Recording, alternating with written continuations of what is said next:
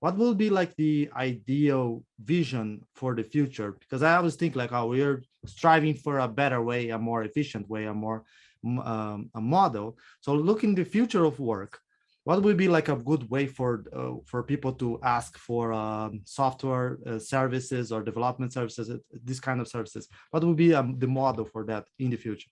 Yeah, well, yeah, I think you hit on a really good topic there. You talked about how there was maybe at one point in time not a ton of flexibility in this work model, right? And over the course of 1 week's time, we had to go rethink that. We had to think about what flexibility looked like.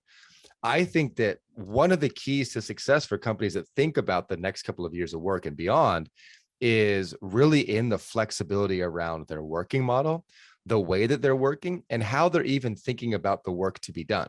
Right. So traditionally, because you had people together in an office, because you would spend all this time in this investment in these long-term planning cycles, it forced these sort of slower rhythms of business, right? This slower time to change, this slower ability to adapt to the world around you. It just happened in 3 or 5 year cycles rather than maybe 60 or 90-day cycles like we see today.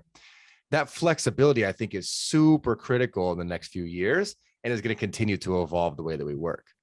The way that we see it and where we see it most often is that flexibility in how companies think about what needs to be done next, right? Where I mentioned that 3 or 5 year cycle, they'd have a long roadmap about what needs to be done.